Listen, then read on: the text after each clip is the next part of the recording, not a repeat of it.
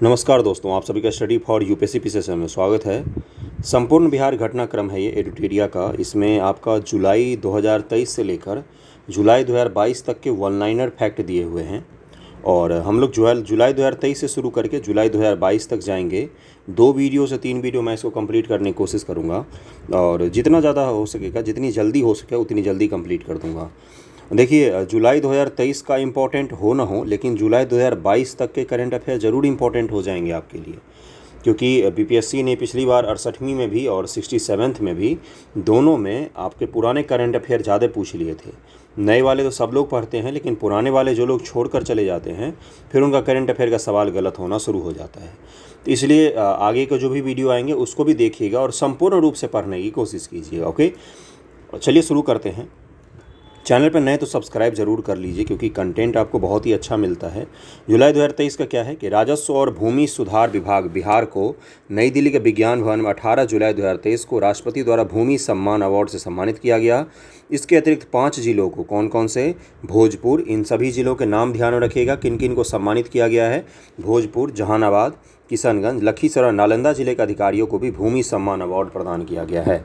अगला कौन सा है? राज्य के हर जमीन का मालिक का अपना भूमि अकाउंट नंबर यूआईडी प्रदान करने के उद्देश्य लोगों को जमीन के कागजात, खासकर जमाबंदी पेपर को आधार नंबर से लिंक करने का कार्य राज्य सरकार द्वारा शुरू किया गया है। अगला कौन सा है कि पटना में 10 जुलाई को राज्य स्तरीय वन महोत्सव 2023 का शुभारंभ किया गया। मुख्य अतिथि के रूप में मुख्यमंत्री नीतीश कुमार ने मुख्य सचिवालय परिसर पौधारोपण कर इसकी शुरुआत की थी। मुख्यमंत्री नीतीश कुमार ने यह घोषणा की कि राज्य में 2 माह में 4 करोड़ से अधिक पौधे लगाए जाएंगे। तो 10 जुलाई को पटना में राज्य स्तरीय वन महोत्सव 2023, डेट सहित इसको ध्यान रखने की कोशिश कीजिएगा, क्योंकि डेट पूछता है। 10 जुलाई को सभी जिलों में वन महोत्सव का शुभारंभ किया गया। इस मौके पर पर्यावरण, वन, जलवायु परिवर्तन विभाग ने निर्णय लिया कि लोगों को 5 पौधा सरकारी नर्सरी से निःशुल्क दिया जाएगा और उसको आपको लगाना होगा। कितने लगाने हैं? 2 माह में 4 करोड़ पौधे लगाने हैं। ओके, अगला कौन सा है? अगला है कि मुख्यमंत्री के जीवन पर लिखी किताब अंतरंग दोस्त की नज़र में नीतीश कुमार का विमोचन आरजेडी सुप्रीमो और पूर्व सीएम लालू यादव ने किया। यह किताब उदयकांत ने लिखी है, जो मुख्यमंत्री का दोस्त है। अटल मिथिला सम्मान सह बिहार विमर्श कार्यक्रम का भव्य आयोजन दिल्ली में किया गया। इसमें बिहार के सामाजिक सौहार्द, समृद्ध रोजगार, शिक्षा, समृद्ध धार्मिक और पर्यटन, कृषि और डिजिटल सेक्टर पर विशेषज्ञों के साथ नीति निर्धारकों ने चर्चा की है। तो अटल मिथिला सम्मान कहाँ पर आयोजित किया गया है? तो दिल्ली में।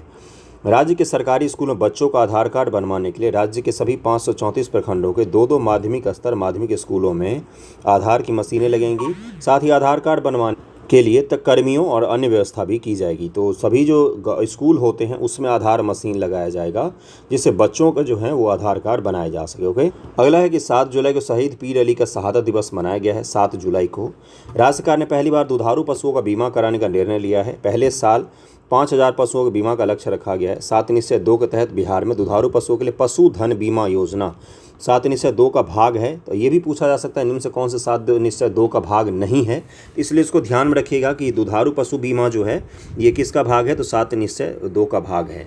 बीमारी से पशुओं की मौत के बाद पशुपालकों को आर्थिक नुकसान कम होगा बीमा के बाद। एक रिपोर्ट के अनुसार मार्च 2023 तक बिहार तमिलनाडु को पीछे छोड़ते हुए भारत में सबसे अधिक सूक्ष्म उधार देने वाला राज्य बन गया है। कौन बन गया है? तो बिहार बन गया। ओके, सूक्ष्म उधार का मतलब क्या होता है कि छोटे ऋण 50,000, 60,000, 1 लाख, इस तरह के छोटे ऋण के लिए बिहार पहले पर आ गया है। शिक्षा विभाग ने पूर्ण रूप से ई ऑफिस प्रणाली लागू होगी। हर कागजातों के स्कैनिंग, पदाधिकारी कर्मियों का प्रशिक्षण शुरू हो गया है। ई ऑफिस प्रणाली लागू होने से फाइलों का निपटान जल्द ही हो सकेगा शिक्षा विभाग में। अमेरिका की में रहने वाली काजल कर्ण ने गीता का अनुवाद मैथिली में किया है। काजल कर्ण बिहार के जनकपुर की रहने वाली हैं। बिहार में जनकपुर नहीं है, जनकपुर नेपाल में पड़ता है। ये बिहार की रहने वाली होंगी, लेकिन इन्होंने क्या किया है? गीता का मैथिली में अनुवाद किया। Very very important. ओके, इसको ध्यान रखिएगा। काजल कर नाम है, अमेरिका में रहती हैं ये। जून 2023 पर हम लोग आगे। बिहार के स्वास्थ्य क्षेत्र में कर्मचारियों की मांग को देखते हुए राज्य सरकार द्वारा कई कदम उठाए जा रहे हैं। राज्य के स्वास्थ्य विभाग ने राज्य में पहली बार पारा मेडिकल काउंसिल के गठन का फैसला लिया है। इस काउंसिल में अध्यक्ष सहित 10 सदस्य होंगे। साथ ही विभाग द्वारा पैरा मेडिकल काउंसिलिंग भी नियमावली भी तैयार की जा रही है। बिहार की राजधानी पटना में देश के दूसरे सबसे बड़े हड्डी अस्पताल का निर्माण शुरू हो गया है। यह अस्पताल 400 बेड का होगा। 21 से 23 जून 2023 तक श्रम 20 लेबर 20 शिखर सम्मेलन का आयोजन पटना में किया गया। इसमें सार्वभौमिक सामाजिक सुरक्षा तथा महिलाओं और फ्यूचर वर्क जैसे विषयों पर व्यापक चर्चा की गई है। दक्षिण बिहार केंद्रीय विश्वविद्यालय जो है, दक्षिण बिहार केंद्रीय विश्वविद्यालय सेंट्रल यूनिवर्सिटी गया ने अपने नाम अब तक की सबसे बड़ी ऐतिहासिक उपलब्धि दर्ज करते हुए 3.58 ग्रेड पॉइंट के साथ राष्ट्रीय मूल्यांकन और प्रत्यायन परिषद NAAC से A+ ग्रेड को प्राप्त किया है। CUSB NAAC प्रदत्त A++ की श्रेणी में प्राप्त करने वाला बिहार का पहला विश्वविद्यालय भी बन गया है। तो दक्षिणी बिहार जो सेंट्रल यूनिवर्सिटी है इसको A+ ग्रेड मिला है, A+ ग्रेड मिला है और ये पहला विश्वविद्यालय बिहार के दरभंगा के कवयित्री और मैथिली लोक गायिका सोनी चौधरी को बेहतर गायिका के लिए बिहार रत्न सम्मान से नवाजा गया है। Very important. राष्ट्रीय युवा कल्याण परिषद पटना के तत्वाधान में आयोजित सम्मान समारोह में उन्हें यह सम्मान संस्था के अध्यक्ष विश्व मोहन चौधरी ने दिया है। 13 से 14 जून 2023 तक पुणे के छत्रपति शिवाजी स्टेडियम में आयोजित राष्ट्रीय जूनियर रग्बी बालक प्रतियोगिता में बिहार ने गोल्ड हासिल किया है। बिहार विद्यालय परीक्षा समिति ने छात्रों और शिक्षकों के लिए BSEB मोबाइल ऐप को लॉन्च किया है। Bihar school examination board mobile app को लॉन्च किया छात्रों और शिक्षकों के लिए। इस ऐप पर स्टूडेंट को पढ़ाई व परीक्षा से जुड़ी सभी जानकारी मिलेगी। मैट्रिक व इंटरमीडिएट के स्टूडेंट सभी जरूरी जानकारी इस ऐप की मदद से ले सकते हैं। ओके। 20 जून को पूर्वी चंपारण की ऐतिहासिक धरती पर विराट रामायण मंदिर की नींव पड़ी है। विराट रामायण मंदिर बिहार के पूर्वी चंपारण के चकिया केसरिया नगर के निकट जानकीपुर में बन रहा है। एक आगामी मंदिर है जिसे पटना के महावीर स्थल न्यास समिति नामक संस्था द्वारा बनाया जा रहा है। 3 मंजिले इस मंदिर की ऊंचाई 270 फीट होगी। ऊंचाई बहुत ज़्यादा है इसकी। यह मंदिर केवल विश्व का सबसे ऊंचा मंदिर होगा, बल्कि इस मंदिर में वर्ष 2025 के सावन तक विश्व का सबसे ऊंचा शिवलिंग भी स्थापित किया जाएगा। कहाँ पर? तो इसी रामायण मंदिर में। खगड़िया के अगवानी घाट और सुल्तानगंज के बीच गंगा नदी पर बन रहे अगवानी पुल के 3 पिलर और 4 सुपर स्ट्रक्चर गिर गए थे, जो चर्चा में आया था, आपने देखा होगा। अगवानी पुल को लेकर IIT रुड़की ने अपनी जांच रिपोर्ट सरकार को सौंप दी है। IIT रुड़की की रिपोर्ट और अनुशंसाओं पर विचार करने के बाद निर्णय लिया जाएगा। तो खगड़िया और सुल्तानगंज भागलपुर में पड़ता है। इन दोनों के बीच में क्या बन रहा है? पुल बनाया जा रहा है गंगा जी पर, जो ढह गया था। राष्ट्रीय परिवार स्वास्थ्य सर्वेक्षण 5 के अनुसार राज्य के सभी जिलों में संस्थागत प्रसव के दर में वृद्धि दर्ज की गई है। वही 93.2% संस्थागत प्रसव के साथ मुंगेर जिला राज्य में अव्वल रहा है। राष्ट्रीय संस्थागत रैंकिंग फ्रेमवर्क 2023 के टॉप 100 रैंकिंग में बिहार के 6 संस्थानों ने जगह बनाई है। अलग अलग कैटेगरी में इसका चयन हुआ है। एम्स पटना को मेडिकल में 27वां, जबकि राजेंद्र प्रसाद एग्रीकल्चर कृषि विश्वविद्यालय को 33वां स्थान मिला है। IIT पटना को 41वां स्थान मिला है। और देखिए क्या लिखा हुआ, NIT पटना को 56 रैंक मिला है। फार्मेसी कैटेगरी में बिहार के हाजीपुर नेशनल इंस्टीट्यूट ऑफ हॉस्टिकल एजुकेशन एंड रिसर्च को 44वां स्थान प्राप्त हुआ है। तो इसको ध्यान रखिएगा। मुजफ्फरपुर जिले के कंपनी बाग स्थित रेड क्रॉस में 3 करोड़ की लागत से ब्लड बैंक बनाया जाएगा। यह ब्लड बैंक बिहार में अब तक का सबसे बड़ा ब्लड बैंक होगा। कंपनी बाग रेड क्रॉस से बनने वाला यह ब्लड बैंक अत्याधुनिक सुविधाओं से लैस होगा।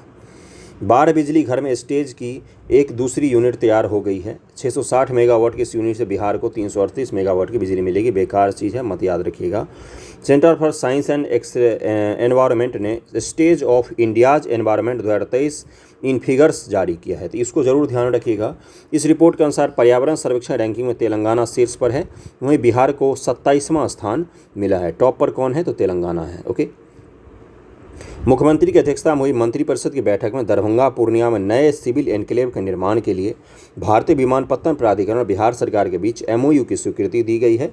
अब राज्य के इन दोनों एयरपोर्ट पर दरभंगा और पूर्णिया में नए टर्मिनल भवन के निर्माण का कार्य शुरू हो जाएगा। ओके।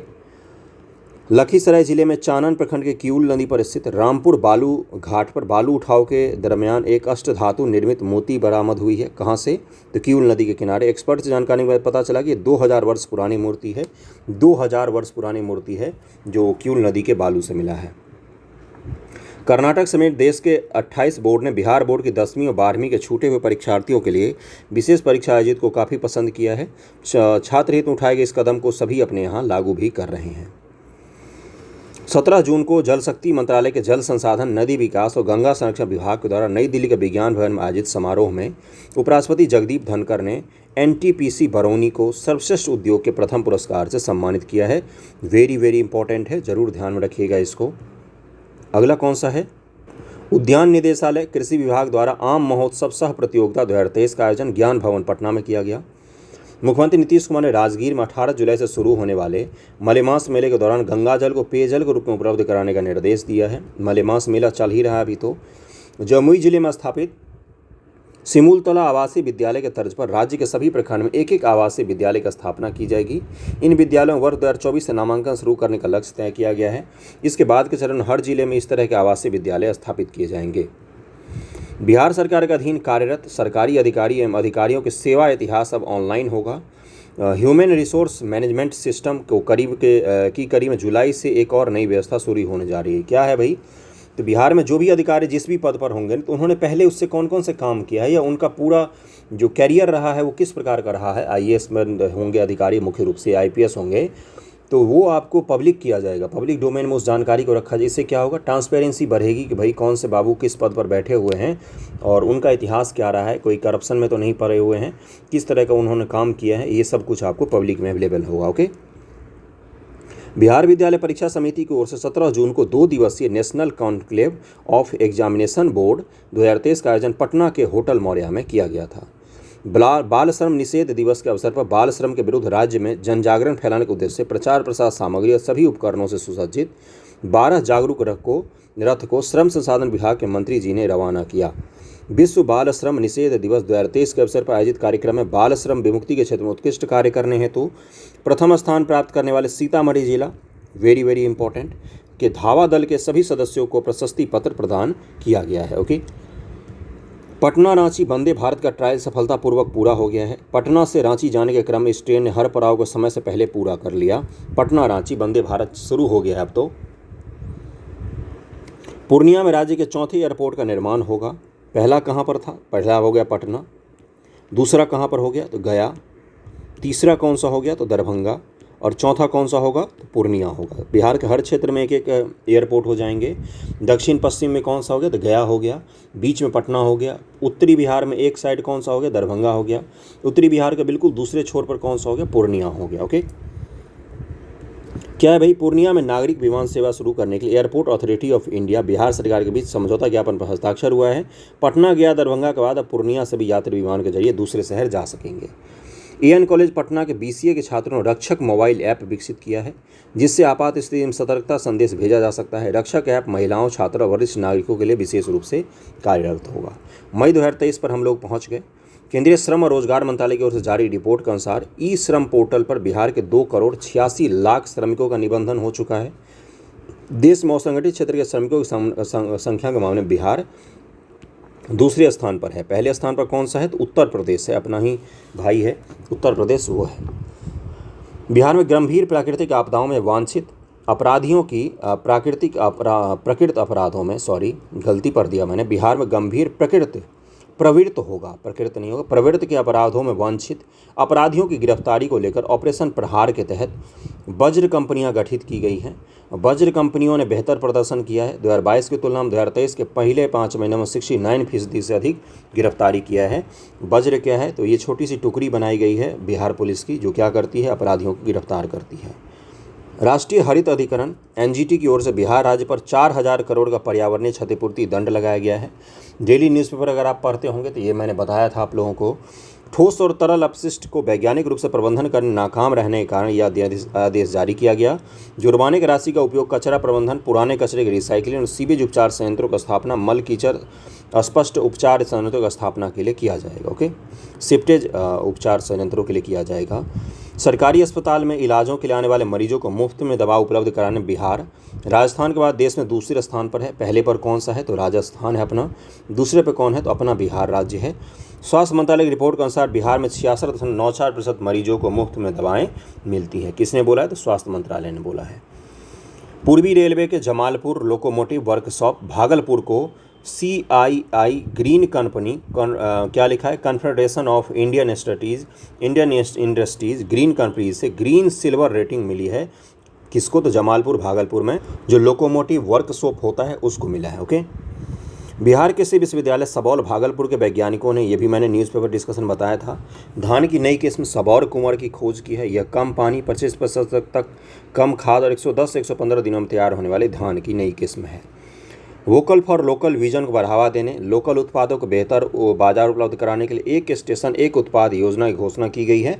बिहार राज्य के 50 स्टेशनों को एक स्टेशन एक उत्पाद से अपडेटेड किया जाएगा या आउटलेट किया जाएगा। ओके। बिहार पशु व मत्स्य संसाधन विभाग ने मछली उत्पादन का रिपोर्ट जारी किया है, जिसके अनुसार बिहार में 2022-2023 में कुल मछली उत्पादन 8,46,000 टन हुआ है। 2021 में 7.61 लाख टन की तुलना में यह 85,000 टन अधिक है। बिहार मधुबनी में सबसे अधिक उत्पादन हुआ है मछली का, और सबसे कम कहाँ पर हुआ है तो जहानाबाद में हुआ है। मधुबनी में कितना हुआ है? 88.96 हज़ार टन के करीब में मछली का उत्पादन हुआ है। इस आंकड़े को ध्यान में रखिएगा। बिहार के कृषि विभाग ने सभी 38 जिलों में खेती के प्राकृतिक तरीकों को लोकप्रिय बनाने के लिए विशेष प्रोत्साहन कार्यक्रम शुरू करने का फैसला लिया है। वर्तमान में गंगा नदी किनारे 13 जिलों में रसायन मुक्त खेती की जा रही है, जिससे इस वर्ष चौथे कृषि रोड मैप के तहत अन्य क्षेत्रों में बड़े पैमाने पर विस्तारित किया जाएगा। आप मुझे ये बताएंगे कि पहला कृषि रोड मैप कब जारी किया गया था? बहुत बार मैंने बताया है और ये आपको पता होना चाहिए। बहुत बार मैंने बताया, कम से कम 10 बार मैंने बताया होगा। ओके। बिहार में मिट्टी की जांच के लिए ठोस कार्य योजना बनाई गई है। अब किसानों को मोबाइल ऐप पर नमूनों की सारी जानकारी प्राप्त होगी। अब उन्हें इसकी सारी जानकारी रजिस्टर्ड मोबाइल नंबर पर मिल जाएगी।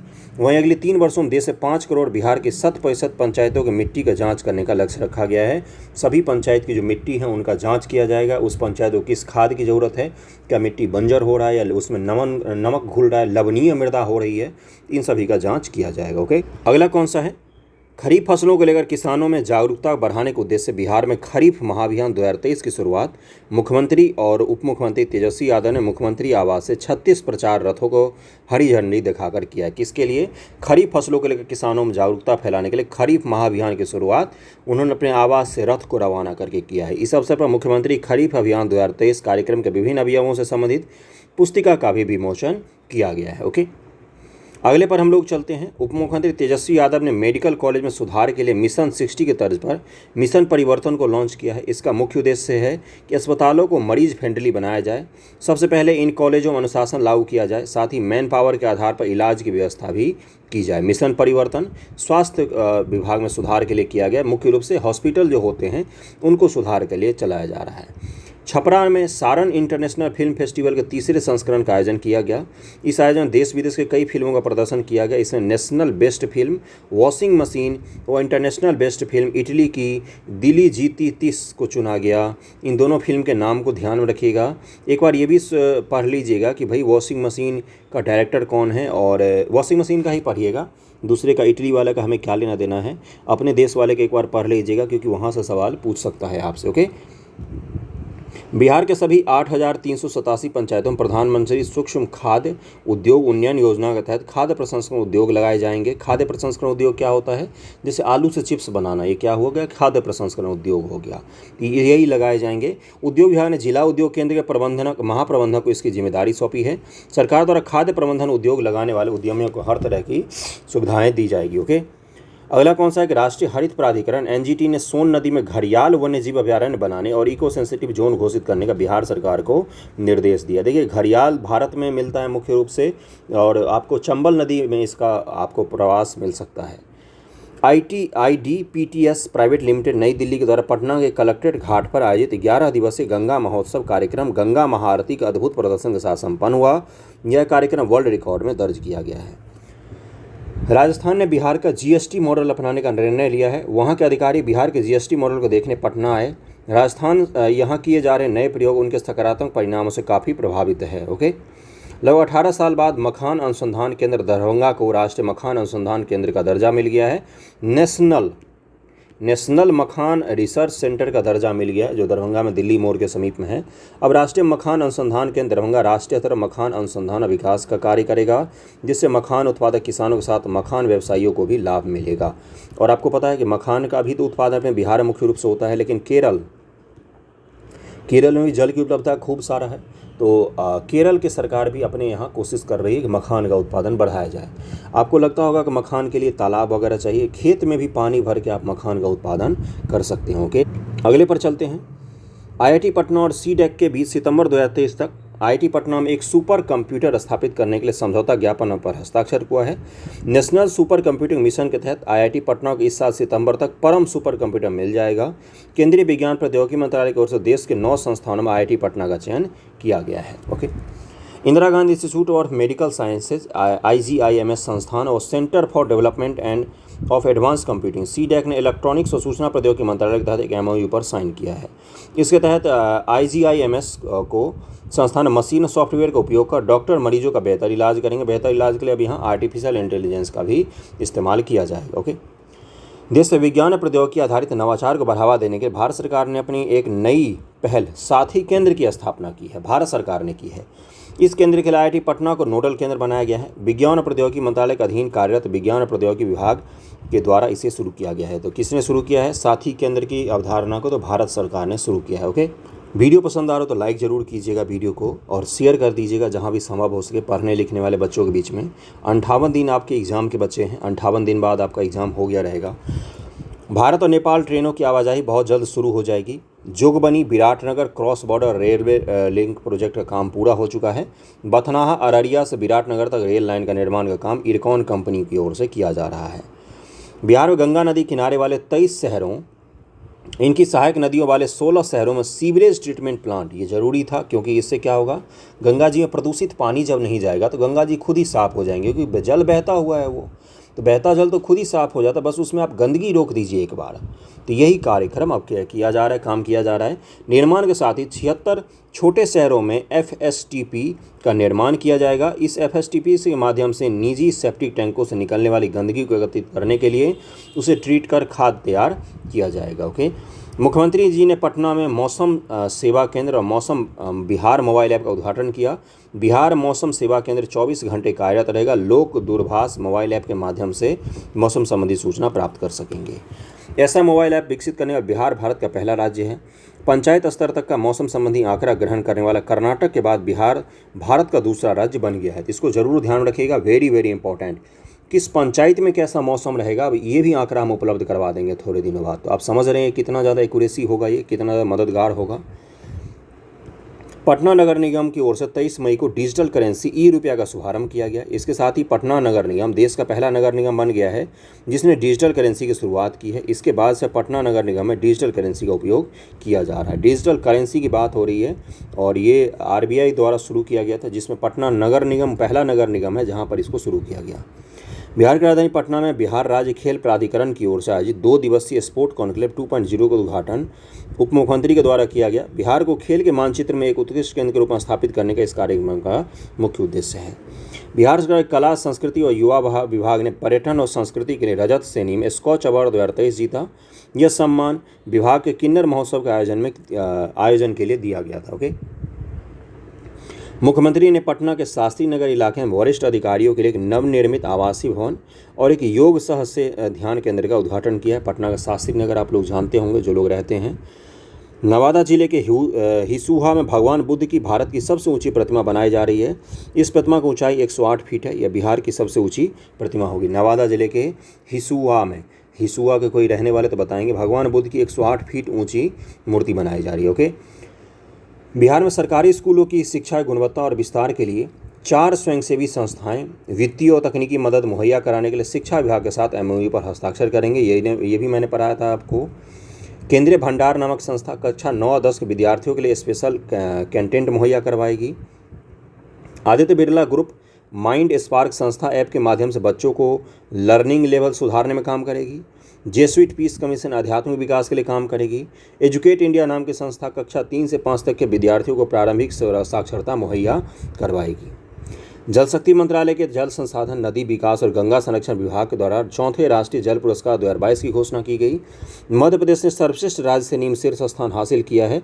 इसके बाद ओडिशा ने दूसरा स्थान, आंध्र प्रदेश और बिहार को तीसरे स्थान के लिए संयुक्त विजेता घोषित किया गया है।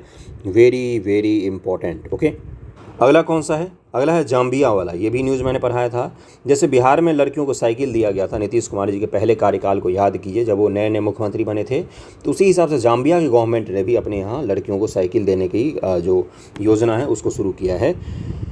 जाम्बिया की सरकार ने वहां लड़कियों की शिक्षा बढ़ावा देने के बिहार के मुख्यमंत्री साइकिल योजना को अपनाया है। जाम्बिया के बाद 6 अफ्रीकी देश बिहार की साइकिल योजना को अपनाने के लिए तैयार हैं। बिहार के मुफ्त साइकिल योजना स्कूली छात्रों के लिए एक महत्वपूर्ण योजना है। छात्राओं के लिए इस योजना के तहत 9वीं और 12वीं कक्षा तक की लड़कियों के स्कूल जाने के लिए मुफ्त में साइकिल दी जाती थी। ये बहुत ही अच्छी योजना थी।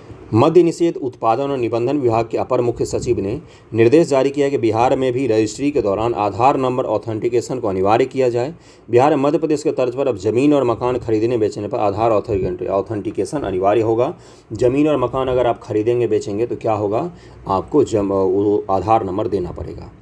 बिहार बाढ़ और सुखाड़ के प्रभाव को कम करने के लिए आधुनिकतम तकनीक को अपनाने की दिशा में एक और कदम बढ़ाते हुए जल संसाधन विभाग के द्वारा विशेष ऐप बेफिक्र, क्या है भाई, तो बेफिक्र का शुभारंभ किया गया है। बेफिक्र ऐप का फुल फॉर्म क्या है, Bihar E system for flood and irrigation quick response app. इसको ध्यान में रखिएगा।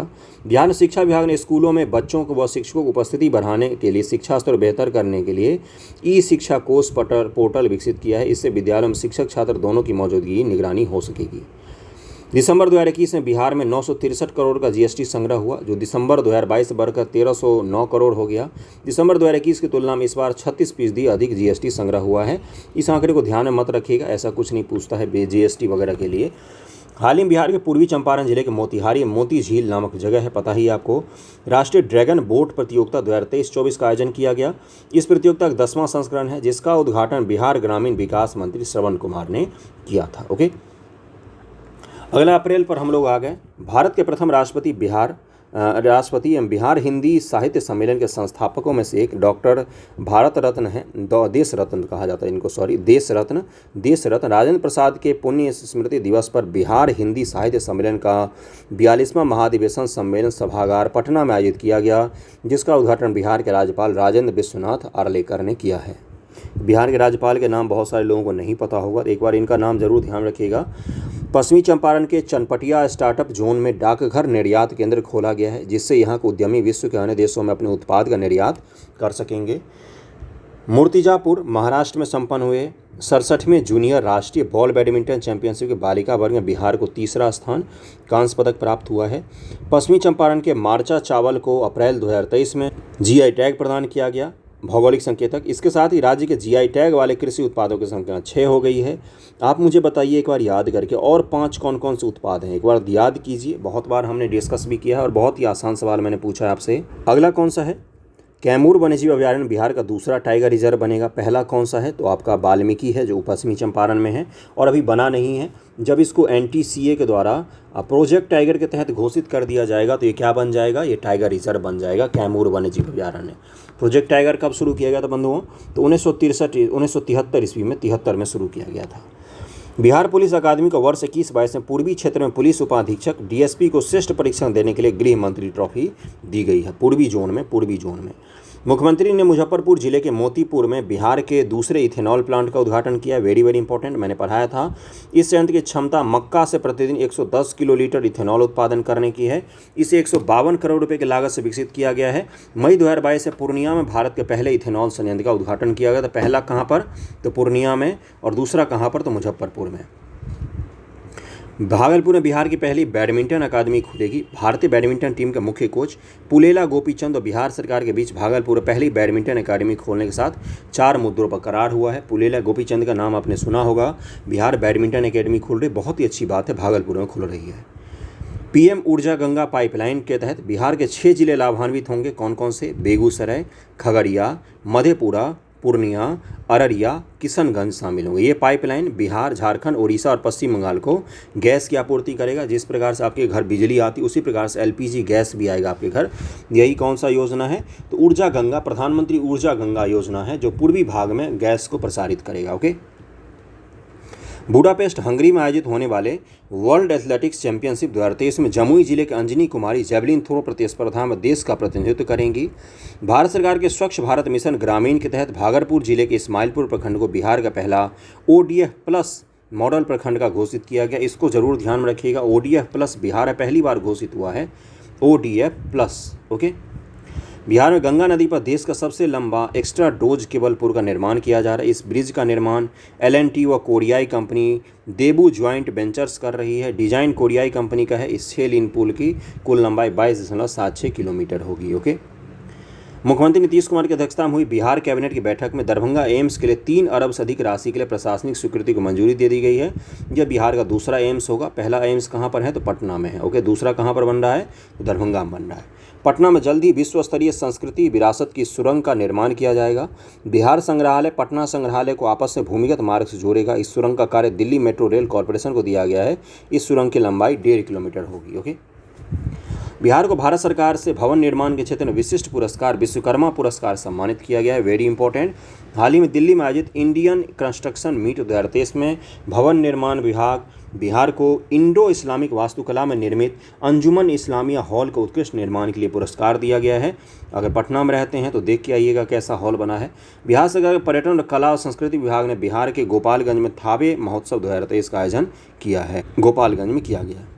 चुनाव आयोग ने निर्वाचन प्रक्रिया में ट्रांसजेंडर समुदाय की सक्रिय सहभागिता को सुनिश्चित करने के बिहार में मोनिका दास को स्टेट आइकॉन बनाया है। मोनिका दास ट्रांसजेंडर समुदाय से आती हैं और वर्तमान में पटना में केनरा बैंक के कंकड़बाग शाखा में अधिकारी हैं ये, और ये ट्रांसजेंडर समुदाय की हैं और इनको आइकॉन घोषित किया है बिहार के चुनाव आयोग ने। ओके, केंद्र सरकार के पेयजल स्वच्छता विभाग जल शक्ति मंत्रालय की ओर से जल जीवन सर्वेक्षण 2023 के तहत जनवरी के लिए जारी राष्ट्रव्यापी रैंकिंग में बिहार के समस्तीपुर जिले को देश भर में पहला स्थान मिला है। वहीं इस सर्वेक्षण दूसरे नंबर पर शेखपुरा, तीसरे पर सुपौल, चौथे पायदान पर बांका जिला है। वेरी वेरी इंपॉर्टेंट है ये रैंकिंग। राजधानी पटना में एनआईटी के द्वारा पीजी और रिसर्च तक की पढ़ाई कराने के लिए 3 सेंटर ऑफ एक्सीलेंस की शुरुआत की जा रही है। एनआईटी पटना में artificial intelligence, green energy, smart मैरिटेलिया जैसे सब्जेक्ट की शुरुआत की जाएगी। इसके जरिए डेडिकेटेड सेंटर ऑफ एक्सीलेंस की शुरुआत की जाएगी। हाल ही वर्ष 2022-2023 में देश भर में गरुड़ों की गिनती की गई। इस रिपोर्ट के अनुसार बिहार में गरुड़ों की संख्या 720 है, जो देश में सर्वाधिक है। कोसी के कुशहा बाढ़ पीड़ितों के जीवन स्तर को बेहतर बनाने के लिए 277 करोड़ की स्वीकृति की गई है। कोसी बेसिन विकास परियोजना के तहत इस क्षेत्र में कई योजनाओं को मंजूरी दी गई है। इस राशि से इस क्षेत्र में आधारभूत संरचना का भी विकास किया जाएगा। यह धनराशि वर्ष 2023 और 2024 के लिए है। मुजफ्फरपुर वन अरण्य शेरपुर में बिहार का पहला वन्य जीव अस्पताल खोला जाएगा। Very important. वन्य जीवों का अस्पताल मुजफ्फरपुर में खोला जा रहा है। वन्य जीव को रेस्क्यू करने के लिए 15 दिन तक अस्पताल में रखकर पूरी तरह देखभाल किया जाएगा।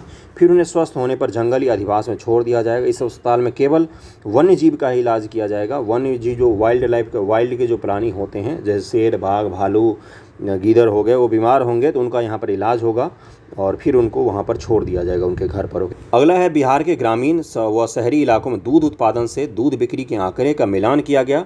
कुछ गांवों को चिन्हित कर वहां के लोगों से दूध सेवन के बारे में जानकारी ली गई। इस जानकारी के आधार पर औसत आंकड़ा निकाला गया। इसमें पाया गया कि बिहार के प्रति व्यक्ति प्रतिदिन 400 ग्राम दूध का सेवन कर रहे हैं। 400 ग्राम प्रति व्यक्ति प्रतिदिन के हिसाब से 400 ग्राम। ओके, इसको ध्यान में रखिएगा। पिछली बार बीपीएससी ने पूछा था इसको।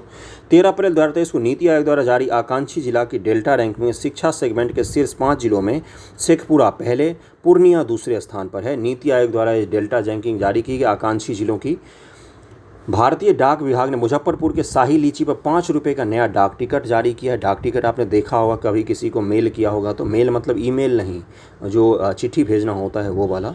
जीविका दीदी की सफलता, फॉर्म भरा होगा तो फॉर्म में कई सारे लगते हैं, आपको उस पर स्टिकर चिपकाना पड़ता है, वही टिकट।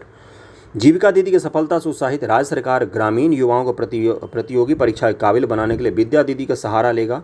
विद्या दीदी सामुदायिक पुस्तकालय सह कैरियर विकास केंद्रों का संचालन करेंगी। बिहार में चौथे कृषि रोडमैप 1 अप्रैल 2023 से लागू हुआ है। इस रोडमैप पर मार्च 2028 तक काम किया जाएगा। फिर से वही है कि पहला कृषि रोडमैप कब लागू किया गया था, तो अप्रैल तक का मैंने करवा दिया। जुलाई, जून, मई और अप्रैल का मैंने करवा दिया आपको। अगले वीडियो में इससे पहले का मैं करवा दूंगा। वीडियो पसंद आया हो तो लाइक कीजिएगा, कमेंट करके कुछ फीडबैक दे सकते हैं। थैंक यू सो मच आप सभी का।